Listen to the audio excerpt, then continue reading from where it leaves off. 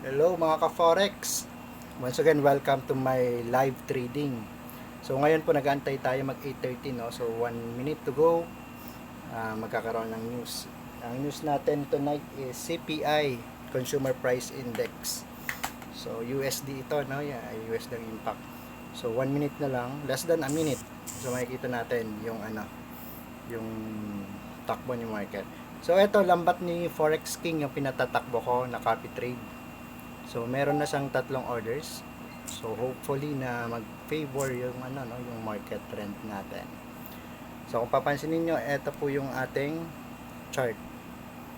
So punta tayo sa 1 day para mas So yeah, tanggalin na natin yung mga indicator para malinaw. Ayan, boom. Alright, eto na, nag-ano na siya. Volatile na po siya. Malapit na sa take profit natin. So let's go. So sayang no, tatlong order lang yung tinamaan. Pero yun yung kagandahan sa lambat kasi nako-close niya. Kahit saan siya pumunta, umakyat man siya bumaba, huli natin si market. Alright. So, yan, malapit na tayo sa take profit. So, yan. Kung bumagsak man siya, meron tayong defender, no? Meron tayong nakaabang sa baba, may sell stop tayo. 0.05. So, yun nga, nag-retrace nga, no? Medyo nirespect niya yung resistance sa taas. Pero tingnan natin kung dediretso siya kasi na-break niya yung resistance sa level ng 3346 no. Ito yung inabangan ko kanina. So most probably dediretso to paakyat. And we're hoping na tamaan yung ating take profit. Okay. Alright. So yun, kung nagtitrade kayo, ingat-ingat lang guys. Usually pag may high impact news talaga, hindi sana ako nagte-trade, pero since na kanina pa nakabukas itong cycle nilambat, so I don't have a choice kundi talagang sagupain itong um, CPI na to.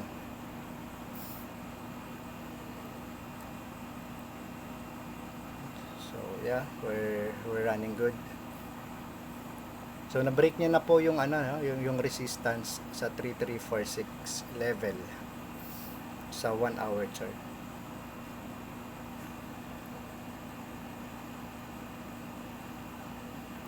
So yan, isang minuto nakaraan, siguro mga 5 minutes i-close natin kung saan man to umabot. So yeah, congratulations sa mga pumapaldo.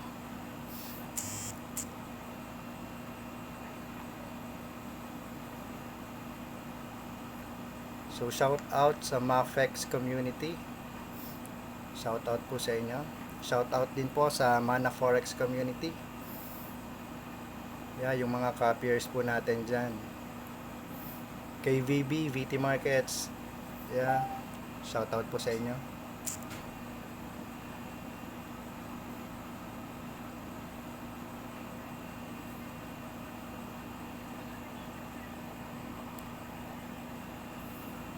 So malapit na sana sa take profit no. Kunting usad pa.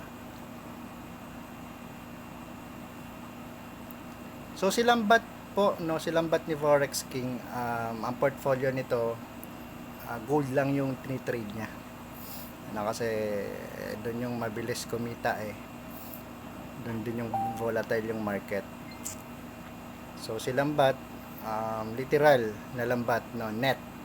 So kinakas niya yung net no sa specific na trading zone para makapture niya po yung market. So ayan, umangat po siya. So take profit lang ang nandun kay lambat, wala siyang stop loss. Pero good thing, ang kagandahan po nito, kahit walang stop loss to, pag tinamaan niya yung take profit, automatic lahat ng order magko-close po yan. Okay, so konting-konti na lang tatama na yung take profit.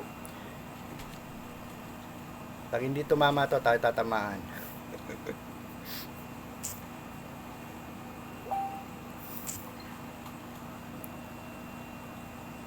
So yeah, konting usad pa. So kasi yung nasa taas medyo malakas din pong resistance kasi kung napapansin natin, ano rin 'yon, consolidation area din yan, ano. So binalikan niya yung consolidation area ito, itong level na to. At meron tumatawag si Boss Lemar. Boss, nagre-record ako, boss. Okay, wait lang, sagutin natin. Boss, nagre-record ako. Muna yung ingay, dali. I-pause kasi masyado. Okay.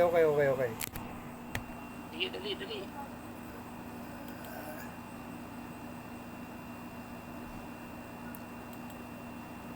Nakapost na, boss. Nakapost na. Okay na. Oh, profit naman, boss, ah. Naka-profit naman, ah. Oo nga, kaya lang, siyempre, ang taas na ng profit, biglang babawiin ito eh. Ay, Sa ganitong sige. volume ng ganito kalaki, Yeah. babagsak yan ng malaki-laking mahaba. Boss, naka-record tayo, boss. Shout out. Nagre-record ako. So, kausap ko si Boss Lemar ng Mafex community. So, yun, boss. Maraming salamat. Sige boss, salamat. Okay, God bless, boss. Kumita ako ng 1.8. Magkano, boss? Magkano? 1.8, hindi, 1.7, 1.8, 1.850. Nice, 1.850 dito congratulations. sa news, 1,857. Nice. Congratulations, boss. Yes, Okay. masaya-saya ngayon ang mga tao. Okay po. Pag nanalo, masaya. Nice. Sige. Okay, sige, boss. Maraming salamat. Okay, God bless. I-on mo lang mamaya after ng after ng news ha. Alright. I-on mo na lang. Alright, okay, sige. Bye-bye, God bless. Pag tumapos na yung isang ano ba yun? Isang dot. Okay, boss. No problem, boss. Sige boss, salamat. Okay, God bless, boss. Bye-bye. So, yun guys. Nag-close na rin ako, no? So, thank you so much. And happy trading po sa lahat. God bless. Bye-bye.